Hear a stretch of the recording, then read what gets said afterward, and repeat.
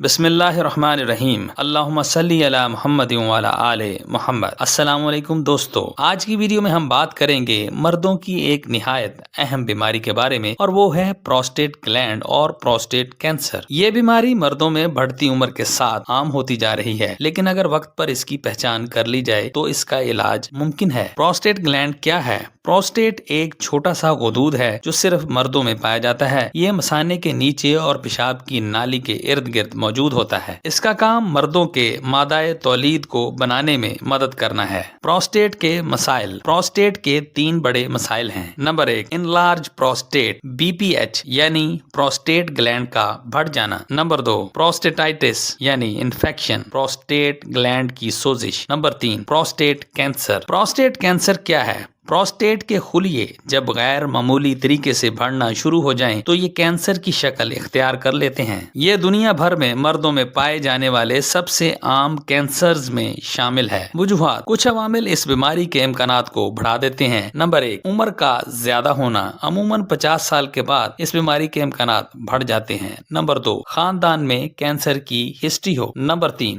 غیر متوازن غذا یعنی چربی اور فاسٹ فوڈ کا زیادہ استعمال کرتے ہوں۔ نمبر 4، جسمانی ورزش کی کمی ہو۔ نمبر 5، تمباکو نوشی اور شراب نوشی کرتے ہوں۔ نمبر 6، ہارمونی تبدیلیاں اس بیماری کی وجہ ہو سکتی ہیں۔ علامات۔ پروسٹیٹ کے مسائل کی عام علامات درج ذیل ہیں۔ بار بار پیشاب کی حاجت ہونا، رات کو زیادہ پیشاب آنا، پیشاب کرتے وقت رکاوٹ یا کمزور دھار ہونا، مثانہ مکمل خالی نہ ہونا، پیشاب یا مادہ تولید میں خون کا آنا، کمر یا ہڈیوں میں درد، خاص طور پر کینسر کی صورت میں ہونا۔ احتیاطی تدابیر۔ صحت مند غذا استعمال کریں، روزانہ ورزش کریں، پانی زیادہ پئیں، تمباکو نوشی اور شراب نوشی سے پرہیز کریں، وقتاً فوقتاً میڈیکل چیک اپ کروائیں، خصوصاً PSA ٹیسٹ کروائیں۔ گھریلو علاج اور دیسی نسخے۔ یہ علاج بیماری کو مکمل ختم نہیں کرتے لیکن علامات کم کرنے میں مدد دیتے ہیں۔ نمبر 1، کدو کے بیج، پمپکن سیڈز، زنک سے بھرپور ہوتے ہیں، پروسٹیٹ کے لیے مفید ہیں۔ نمبر 2، ٹماٹر۔ ٹماٹر لائکوپین سے بھرپور ہوتے ہیں۔ لائکوپین کینسر سے بچاؤ میں مددگار ہے۔ نمبر 3، سبز چائے،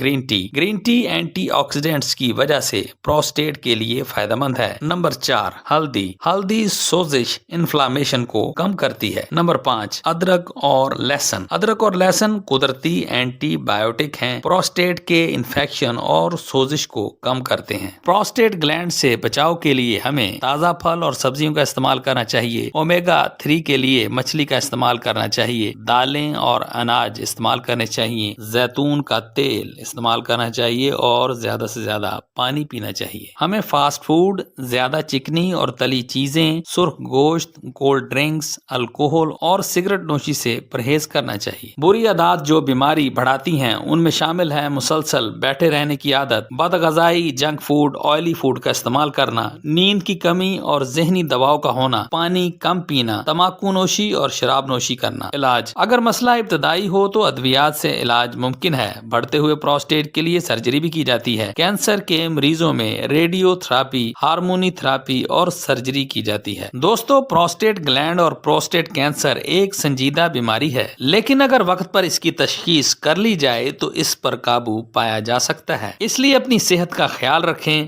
اچھی غذا استعمال کریں، ورزش کریں اور وقتاً فوقتاً ڈاکٹر سے چیک اپ ضرور کروائیں۔ اگر ویڈیو پسند آئے تو چینل کو سبسکرائب کریں اور ویڈیو کو زیادہ سے زیادہ شیئر کریں تاکہ دوسرے لوگ بھی فائدہ اٹھا سکیں۔ شکریہ۔